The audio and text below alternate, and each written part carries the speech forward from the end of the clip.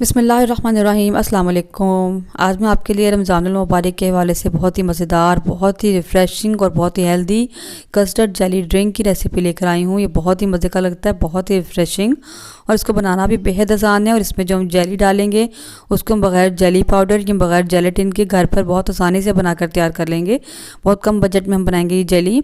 तो फटाफट से अपनी रेसिपी शुरू करते हैं। आपने वीडियो को पूरा देखना है ताकि कोई भी पॉइंट आपसे मिस ना हो सके। वीडियो अच्छी लगे तो लाइक और शेयर ज़रूर कर दीजिएगा। तो चलिए रेसिपी स्टार्ट करते हैं। तो ये ड्रिंक बनाने के लिए सबसे पहले मैंने यहाँ पर एक बर्तन ले लिया। इसमें मैं डालूँगी 750 ml दूध। ये फुल फैट मिल्क है, यानी बॉईल किया हुआ नहीं है। इसमें मैं डालूँगी तकरीबन आधा कप चीनी। ठीक है, चीनी आप कम या ज़्यादा अपने टेस्ट के मुताबिक कर सकते हैं। 2 से 3 अदद इलायचियाँ डाल दूँगी मैं इसमें। ये ऑप्शनल है, लेकिन इलायची से जो ना इसका फ्लेवर बहुत ज़्यादा बढ़ जाता है, बहुत रिफ्रेशिंग ड्रिंक लगता है। और इसको हम पकने देंगे, इसमें बॉईल आने देंगे। ठीक है, जब तक दूध में बॉईल आता है नेक्स्ट स्टेप कर लेते हैं। तो यहाँ मैंने आधा कप दूध लिया, ये मैंने अलग से लिया है, इसमें से नहीं लिया।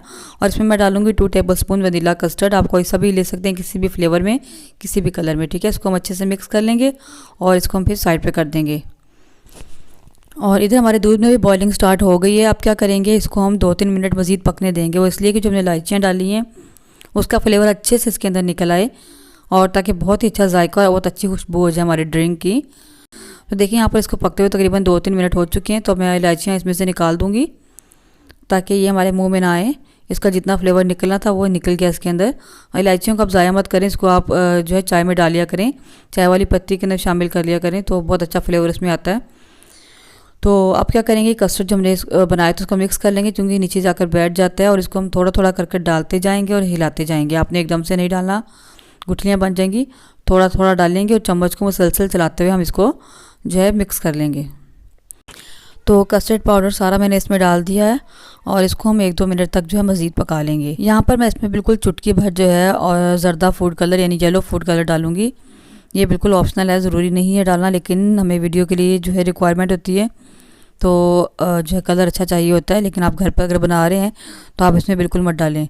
तो थोड़ा सा येलो फूड कलर डाल के इसको मिक्स कर लिया। तो बस इसको 1-2 मिनट पकाकर इसको हम रूम टेम्परेचर पे ठंडा करके फिर इसको फ्रिज में रख देंगे और इसको अच्छे से चिल कर लेंगे। ठीक है, तो इसकी कंसिस्टेंसी देख लें, ऐसी है अभी। तो मैं फ्लेम को यहाँ पर ऑफ़ कर देती हूँ। इसको हम रूम टेम्परेचर पे ले आएंगे, उसको ठंडा कर लेंगे। नेक्स्ट स्टेप में मैंने यहाँ पर आधा कप पानी लिया है। इसमें डालेंगे 1 टेबलस्पून तो खम मलंगा और इसको अच्छे से मिक्स करके छोड़ देंगे ताकि ये अच्छे से फूल जाए। और उसके बाद नेक्स्ट स्टेप में हमें जेली बनानी है। तो जेली बनाने के लिए मैंने एक सॉस पैन को चूल्हे पर रख दिया है। चूल्हा यहाँ पर मेरा बंद है, अभी फ्लेम ऑन नहीं किया। तो यहाँ मैं डालूंगी 1 कप और 1/4 कप पानी। 1/4 कप मैंने बाद में डाला था। और 3 टेबलस्पून डालेंगे इसमें हम कॉर्नफ्लोर। साथ ही इसमें शामिल कर देंगे 3 से 3.5 चम्मच खाने वाले चम्मच चीनी के टेबलस्पून हम डालेंगे और इसको अच्छे से मिक्स कर लेंगे। चूल्हा हमने अभी ऑन नहीं करना। अच्छे से मिक्स करने के बाद उसके बाद मैं यहाँ पर देखिए फ्लेम ऑन करूँगी। बिल्कुल लो फ्लेम पर हम इसको मिक्स करते रहेंगे। थोड़ा सा टाइम लग जाएगा और मिक्स करते रहेंगे, हिलाते रहेंगे, वरना कॉर्नफ्लोर जो है ना नीचे जाकर बैठ जाएगा। तो मुसलसल हिलाते रहेंगे। आहिस्ता आहिस्ता आप देखेंगे थिक होना शुरू हो गया है।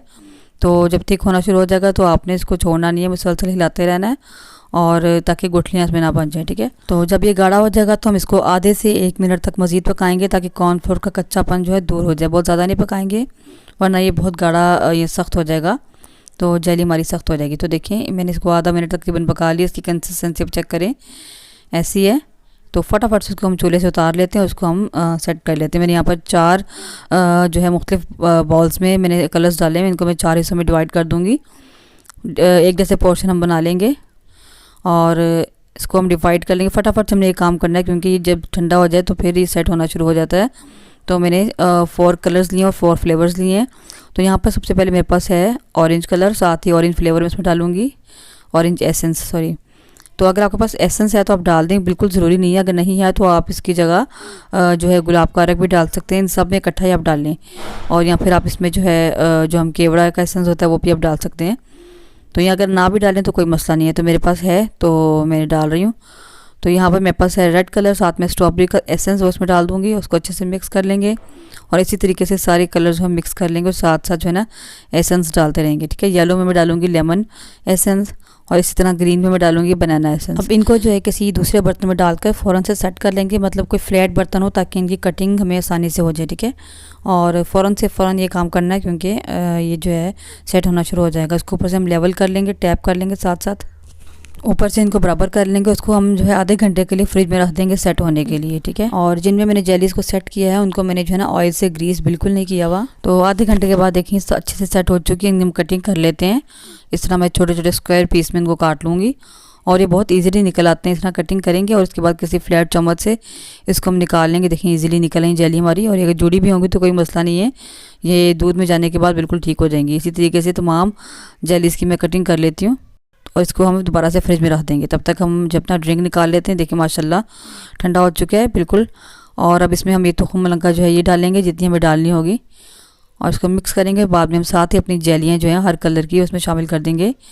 बहुत ही कलरफुल लगता है माशाल्लाह इन जेलियों से।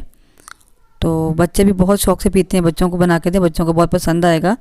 अब रमज़ान के अलावा भी इसको बना सकते हैं। तो तमाम जेलियाँ मैंने इसमें डाल दी हैं और इसको अच्छे से मिक्स कर लेंगे। तो देखिए हमारी फाइनल लुक माशाल्लाह ड्रिंक की कितनी कलरफुल है। बहुत ही एनर्जेटिक था, बहुत ही ज़बरदस्त इसका फ्लेवर होता है। ये जो इलायची हम इसमें डालते हैं इसका टेस्ट बहुत अच्छा आता है, इसलिए आप उसको स्किप मत कीजिएगा। तो बस इसको मैं जो है ग्लासेस में सर्व कर लेती हूँ।